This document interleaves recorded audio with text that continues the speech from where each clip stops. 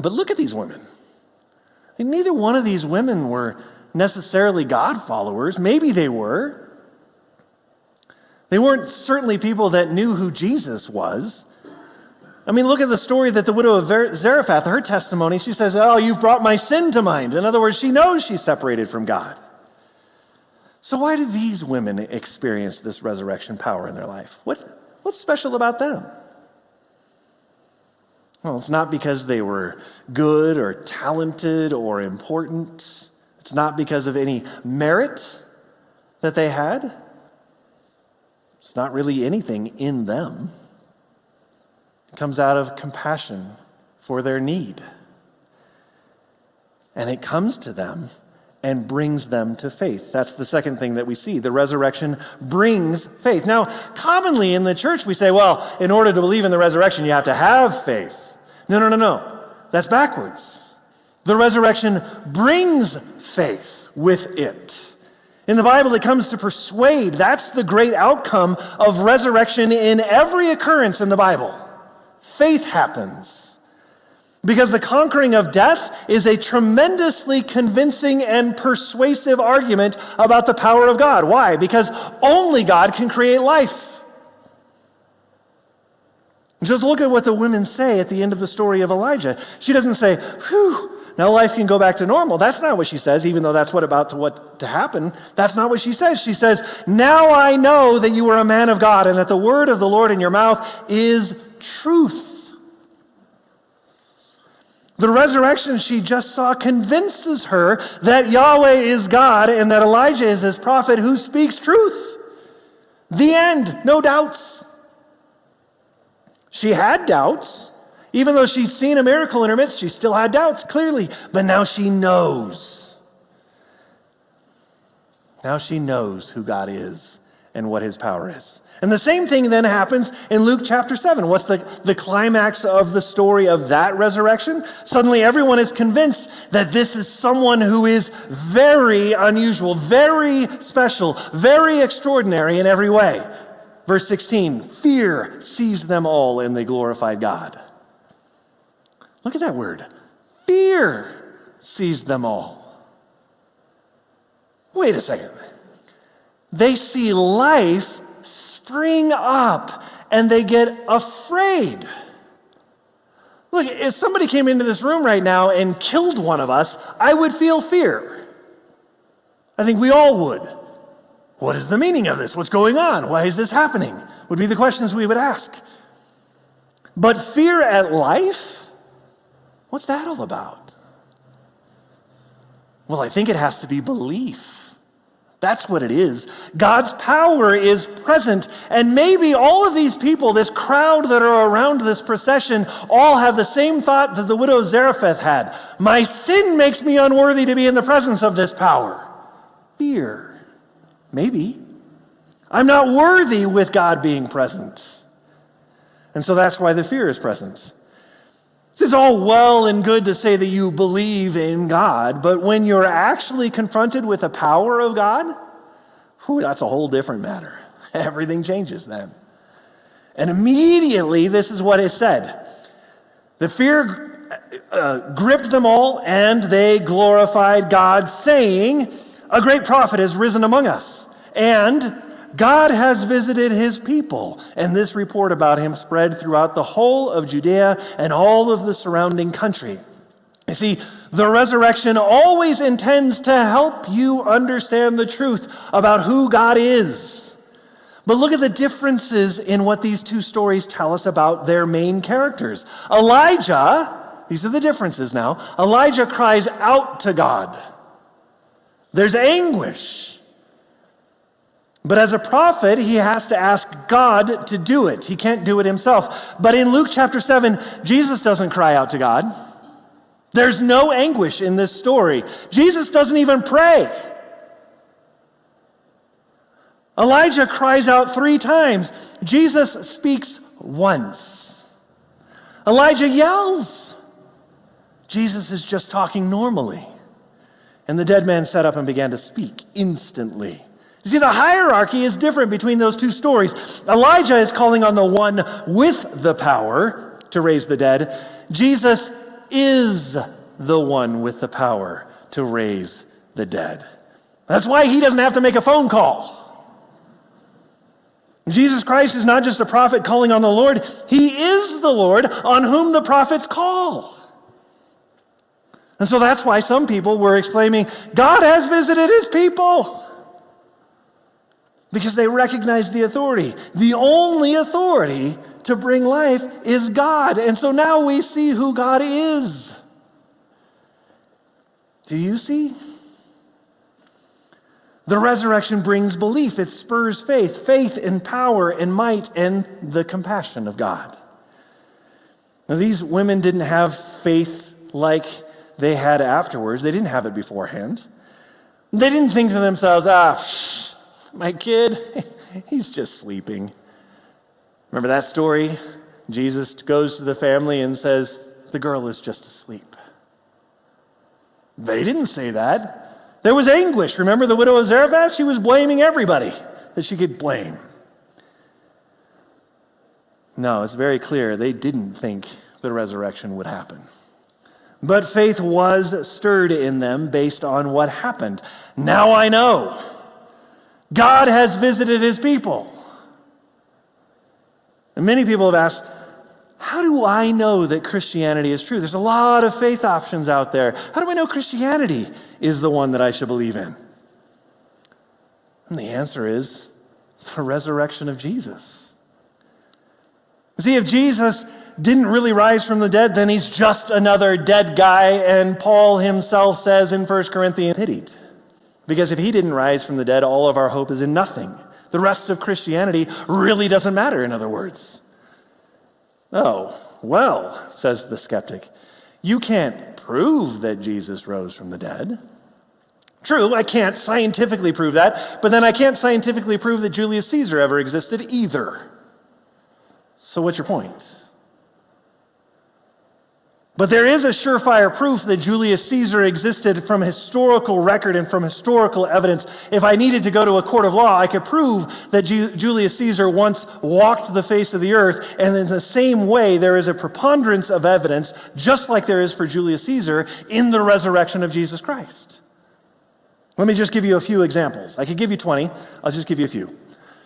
First, eyewitness accounts. You see in Luke chapter 7, going back to this story of the widow of Nain, the widow's son is resurrected, and this report about him, about Jesus and the resurrection of her son, goes throughout the whole of Judea and all of the surrounding countryside. Now, if that story goes out and the widow's son is dead, do you realize that is the easiest story to debunk that there ever could be? If he's still dead, you just go back to the widow and go like, where's your son? Produce him. So this story goes throughout the whole countryside of Judea, but nobody refutes it because nobody can. Because why? It happened because of the eyewitness accounts. They all know that it happened. We all saw it happen. We saw that he was dead, and then he was alive. We wrapped his body. He was dead, and now he's not. And in fact, Jesus actually points to the resurrection of this widow's son in terms of the evidence that he is the Messiah. Disciples of John the Baptist come to Jesus and they ask him, are you the one? Because, John's in prison and we didn't really expect this to happen. We thought, things were going to turn out differently. Are you really the Messiah? And Jesus answers them, go and tell John what you have seen and heard. The blind receive sight, the lame walk, lepers are cleansed, the deaf hear, the dead are raised up, the poor have good news preached to them. See, here's the evidence, a preponderance of evidence that I'm the Messiah. If you want to trust, here's the evidence. If you don't want to trust, there's nothing I can do after presenting you with the evidence that will convince you. The dead are raised. If they aren't raised, people could have said so right then and there. It would have been very easy. No, Jesus, no dead people have been raised.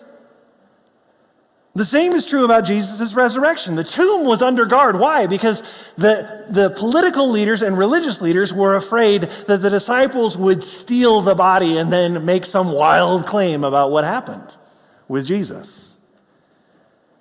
So it's under guard. A group of guards whose very life was forfeit if they failed in their duty. It happened all the time in the Roman system. But something supernatural happened. The tomb was empty on the third day. Now, all anyone had to do was say, nope, here's the body. But one was never produced. Now back to the witnesses. I said this was about the witnesses. Now think about the story of Jesus' resurrection. Every one of the Gospels, Matthew, Mark, Luke, and John, all four of them say that it was women who made the first discovery. And we've talked about ancient Near Eastern culture. Women, be thankful you don't live in that culture. In that culture, a woman's testimony was inadmissible in court. It didn't matter whether you'd seen something with your own eyes. You couldn't testify to it. And yet, in all four of the Gospels, the eyewitness accounts are maintained. If you're going to fabricate a story, if you're going to say, this is what happened and these women saw it, that would be the dumbest thing you could do. Why would you say women saw it? They couldn't even offer testimony that would be believed in that culture. So you would never make up a story that had to be verified by a woman if you're going to make up a story. And in fact, all of these accounts would have been very embarrassing culturally in the first century for all of the disciples. It was women that discovered this first? Yeah. And yet the early Christians clung to these stories. They were foundational to them in terms of their understanding about who Jesus was, despite the fact that the first eyewitnesses were women, which means that it must have happened that way. Because nobody who writes fiction in that way. Oh, you say, well, we do now, but it didn't happen 2,000 years ago. We didn't write fiction then. So it must have happened that way. It's the only plausible explanation because the events that happened, they happened that way, and so therefore they got written down that way. Now let me give you another really quick one. This one's a historical fact. Immediately after the death of Jesus Christ, something happened that has never happened before and has never happened since.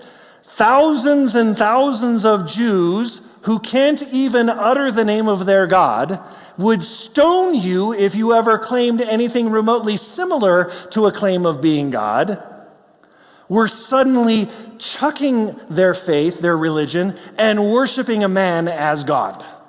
Thousands of them. What would change their views and core values without coercion in such a drastic way? Well, it's very simple. Jesus kept showing up. He kept coming around. It's not just once or twice. I mean, if it happened once or twice and 6 people said, I saw him, and you would be like, well, until I see him, I'm not going to believe it. In fact, Thomas did say that, which is another embarrassing story that you wouldn't keep in the story if you were Thomas. You'd be like, can you scratch that part? But you would keep it in if it's true. And Jesus kept appearing to people. Over the next 40 days, he appeared to dozens and dozens of people. In fact, he appeared to 500 at one time. Over and over again. And they gave details about eating with him or walking long distances along a road with him or touching him. And that's why there were thousands of converts, many of them willing to die for it. Now, if you and I are told something about something that happened 100 years ago, we might put our faith in it and we might be willing to die for it. That's true. But what if you knew that you had made the story up? Would you still be willing to die for it, knowing you had made it up all along? Say you were one of the 12. Would you die for it? But they all faced torture and the most gruesome, painful deaths, and none of them ever recanted. Ever. As the evidence is piling up, at some point you have to reach a crossroad. Either you have to look at the evidence and say, God has visited us. Or you have to admit that you're not really willing to be reasonable about the discussion and you're not willing to look at the evidence. You say, well, there must be some other explanation. I mean, it's so hard to believe in a resurrection after 2 full nights of death. Things like that just don't happen. That's the whole point. Think about it, though. I know it seems hard to believe, but look at the evidence. The more you look, the more the absurdity of it will convince you that there can't really be a better explanation. There just can't. The resurrection actually occurred. And once you accept that, faith in God is the only reasonable option.